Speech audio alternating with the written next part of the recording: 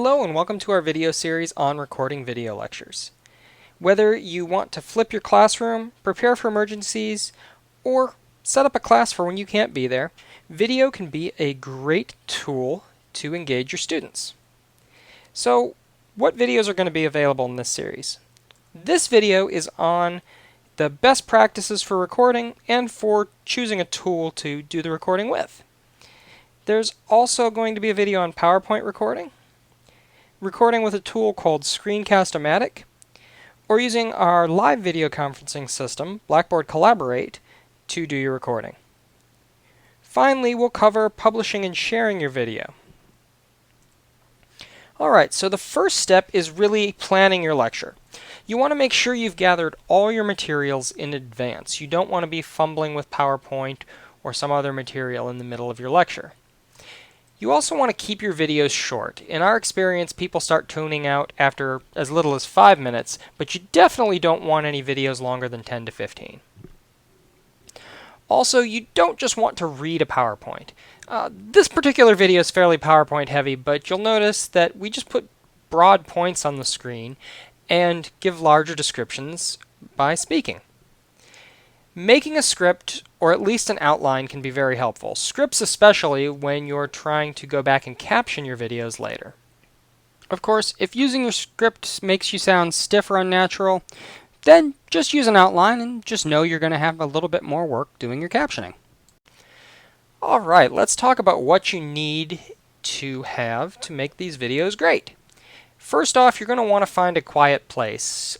Your students are going to be distracted if your children or animals or lawn work outside is making noise while you're making these videos. You also want to try to find a good microphone. You're going to get a lot better sound quality if you have a USB mic. It doesn't have to be fancy and expensive, just a regular USB headset mic would be appropriate, but you'll definitely appreciate the better quality. You'll also want a relatively recent computer and a recent web browser if you're going to use Collaborate, so that it can handle the video processing. And most importantly, you're going to want to test your equipment and make sure those videos look good and that you know how to use it all before you start. You're not done right when you're done with the lecture. So when you're done, you want to either upload directly to whatever service you're using to have the video, or output to a common video format like MP4. That will be useful for any of the tools that you use to share your videos. One thing you don't want to do is upload directly to Scholar. So Blackboard, the tool that Scholar is, does not include a media player, so your students will have a very bad experience if you upload your videos directly. Plus, you'll fill up your courses pretty quick with video files. You'll also want to caption your video. It's required if you have any students that are deaf or hard of hearing, and it's a good idea for accessibility reasons anyway. Alright, let's talk about the 3 tools that we're going to cover that you can use in your recordings. Once you find a tool that you want to try, make sure to check out the other videos in our playlist that will give you full details on how it works. So the first one is Screencast-O-Matic. So there's lots of good things about this. It's usable on Mac or Windows. It directly uploads to YouTube, and it's really simple to use. A couple of clicks will get you started. The downside are you're limited to 15 minutes, although if you're following our advice, your lectures will be shorter than that anyway. And there's almost no editing tools. You can trim it, and that's about it.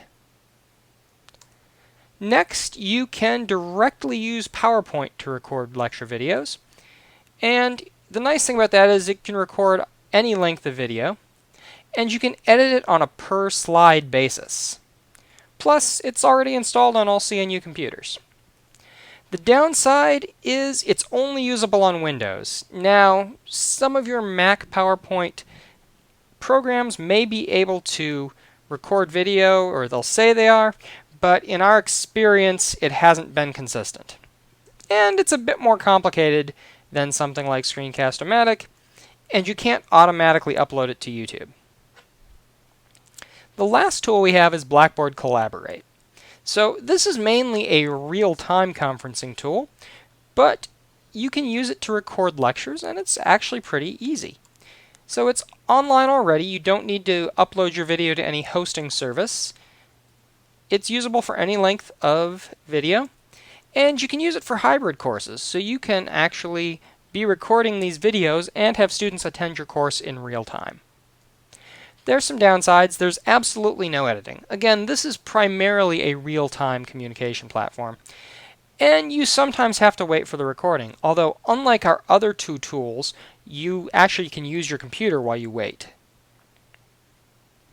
So we'll cover all of those tools in separate videos, so stay tuned for those.